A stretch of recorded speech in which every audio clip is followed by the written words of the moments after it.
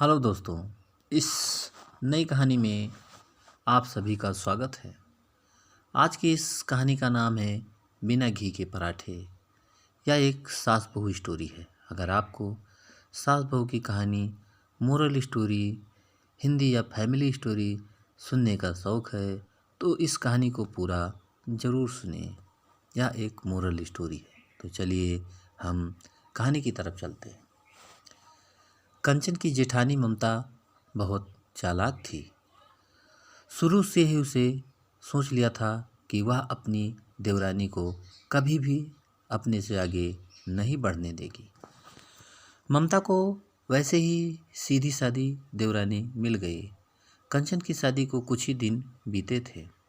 एक दिन घर में रिश्तेदारी की कुछ खास औरतें आने वाली थीं। तभी ममता, माँ जी, ये तो आप मेरे साथ नाइंसाफ़ी कर रही हो। सास, क्या हुआ? कौन सी नाइंसाफ़ी कर दी मैंने? ममता, माँ जी, जब मैं शादी होकर आई थी तो आपने चीनी छुपा दी थी और कहा था कि बिना चीनी डाले मीठी चाय बनाकर दिखाओ। तब मैंने गुड़ की चाय बनाकर दिखाई थी, पर आप कंचन की कोई भी परीक्षा नहीं ले रही हो। सास, अच्छा तो ये बात है। ठीक है, हम कंचन की भी परीक्षा ले लेते हैं। फिर तो तुम नाराज़ नहीं होगी, पर कंचन से क्या करवाएं? ममता, बिना घी के पराठे। आप कंचन से कहो कि आज वो मेहमान आ रहे हैं, उनके लिए बिना घी के मुलायम पराठे बनाएं। सास, पराठे बिना घी के तो सूख जाएंगे। ममता मन में, यह तो मैं चाहती हूँ कि पराठे सूखें और कंचन परीक्षा में फेल हो जाए। सास, क्या हुआ? क्या सोच रही हो? बिना घी के पराठे ही बनाने हैं ना, या नया कुछ और? ममता, हाँ वही बनवाने हैं। आप कंचन को बुलाकर बोल दो। सास ने कंचन को बुलाया और कहा, सास बहू, जो भी मेहमान आ रहे हैं सबके लिए पराठे बनाने हैं। कंचन, जी माँ जी, मैं बना लूँगी। घी कहाँ पर रखा है, मुझे बता दीजिए। सास, पराठों में घी नहीं लगाना है, बिना घी के पराठे बनाने हैं, मुलायम बनाने हैं। पराठे मुलायम होने चाहिए। ममता, माँ जी, बड़ी मौसी जी के तो दांत ही नहीं है, नकली दांत है। वो तो वैसे भी मुलायम पराठा खाती हैं। सास, हाँ, दांत तो बड़ी मौसी जी के साथ साथ जिठानी जी के भी खराब हैं। कई बार बोलती हैं कि सख्त चीज़ नहीं खानी है। सास, कंचन बहू, इस बात का ख्याल रखना कि पराठे सूखने नहीं चाहिए। कंचन, जी, मैं इस बात का ख्याल रखूंगी। कंचन रसोई में पराठे बनाने के लिए चली गई और ममता मन ही मन हंसने लगी। ममता, हा हा हा, अब आएगा मज़ा, जब पराठे लकड़ी की तरह सूखे होंगे और माँ जी को पता चलेगा कि उनकी बड़ी बहू ज़्यादा समझदार और बेहतर है और छोटी बहू बेकार है। कंचन सोच में पड़ गई। कंचन, बिना घी के पराठे मुलायम कैसे बने, जो खाने में भी स्वादिष्ट हों? कंचन अपना मोबाइल फ़ोन इधर उधर ढूंढने लगी, पर उसका मोबाइल फ़ोन कहीं नहीं दिख रहा था। उसने सोचा, कंचन, क्यों ना मम्मी को फ़ोन पर कोई तरीका पूछ लूँ, या फिर फ़ोन में कोई तरीका मिल जाए जिससे बिना घी के पराठे स्वादिष्ट और मुलायम बनते हों।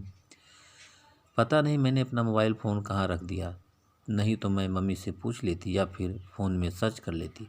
कोई तो तरीका मिल ही जाता, अब क्या करूँ?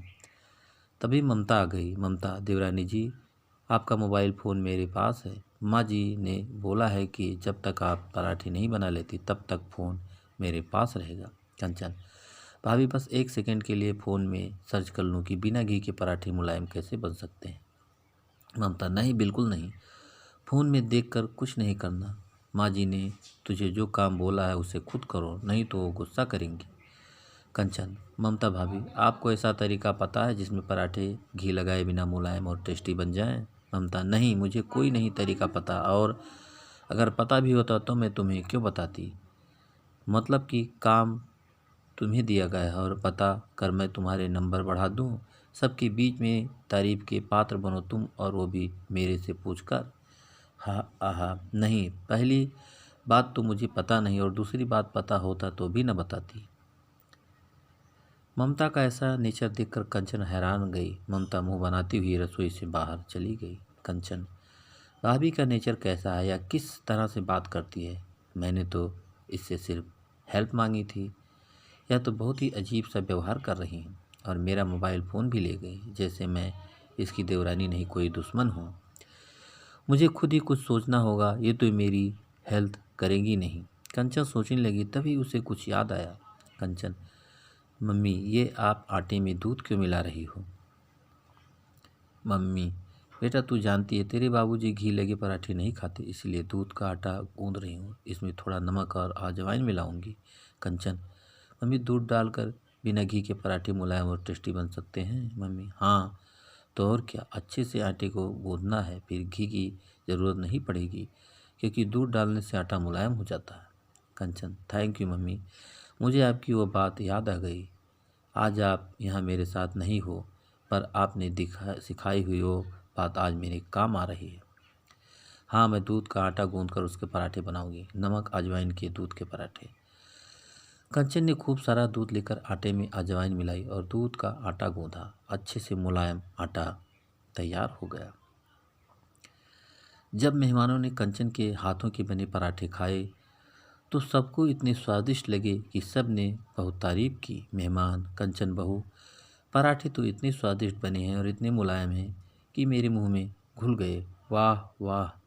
दूसरा मेहमान, दीदी पराठे पर घी नहीं है, आप बिना घी के पराठे खा रही हो। पहला मेहमान, कंचन, हमें भी बताओ ये तरीका जिससे बिना घी के तुमने ये स्वादिष्ट पराठे बनाए। दूसरा मेहमान, हाँ मुझे भी जानना है ताकि घर की बहुएं ऐसे ही बिना घी के पराठे बना सकें। कंचन, जी मैंने ये पराठे दूध का आटा गूंद कर बनाए हैं, मेरी मम्मी कभी कभी पापा के लिए ऐसा ही बनाती थी। पराठे तो मुझे याद थे, इसीलिए आज मैंने वही तरीका अपनाया और मैं बहुत खुश हूँ कि आप सबको ये पराठे पसंद आए। सब मेहमानों के जाने के बाद कंचन की सास एक बार फिर उसकी तारीफ करती है। ममता भी वहीं खड़ी थी। सास, कंचन बहू, पता है जब ममता इस घर में आई थी तब मैंने इसे बिना चीनी की चाय बनाने के लिए कहा था, तब ममता ने गुड़ की चाय बनाई थी। और आज मैंने तुम्हारी भी परीक्षा ली थी, तो बिना घी के पराठे बनाने के लिए कहा था, पर तुम उस परीक्षा के पराठे के लिए बनाया था। और आज मैंने तुम्हारी परीक्षा ली थी, तुम्हें बिना घी के पराठे बनाने के लिए कहा, पर तुम उस परीक्षा में पास हो गई। मुझे गर्व है कि मेरी दोनों बहुएं बहुत समझदार हैं। कंचन, थैंक यू माँ जी, मुझे आपसे कुछ कहना है। आज मुझे एक बात का बहुत दुख है। सास, हाँ हाँ बोलो, क्या हुआ? कंचन, सारी बात बता देती कि ममता ने उसके साथ कैसा व्यवहार किया। सास, ममता, तुझे मुझसे यह उम्मीद नहीं थी। कंचन इस घर में नई आई है और तुम्हें उसे सपोर्ट करना चाहिए था। तुमने भी तो गुड़ की चाय बनानी कहीं से सीखी होगी, तभी तो तुम इस परीक्षा में पास हुई थी। ममता, आई एम सॉरी कंचन, मैंने तुम्हारे साथ अच्छा नहीं किया। ममता, आई एम सॉरी माँ जी, वैसे गुड़ की चाय बनानी तो मुझे मेरी मम्मी ने सिखाई थी। कंचन, आई एम सॉरी नहीं कहो भाभी, मैं समझ सकती हूँ कि आप भी चाहती थी कि मैं अपनी मेहमान से पराठे बनवाऊँ। Mamta, I am sorry Kanchan, I am sorry माँ जी। कंचन और ममता गले मिल जाती हैं। तो दोस्तों, ये सास बहू स्टोरी आपको कैसी लगी नीचे हमें कमेंट में ज़रूर बताइएगा। और दोस्तों, अगर आपने अभी तक हमारे चैनल को सब्सक्राइब नहीं किया है तो प्लीज़ जल्दी से आप हमारे चैनल को सब्सक्राइब कर लीजिए, जिससे आपको इसी तरह नई नई और प्यारी प्यारी कहानियाँ सुनने को मिलती रहे। और दोस्तों, एक लाइक ज़रूर कर देना, क्योंकि आपके लाइक से ही हमें मोटिवेशन मिलता है।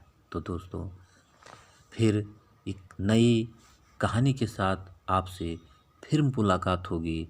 तब तक के लिए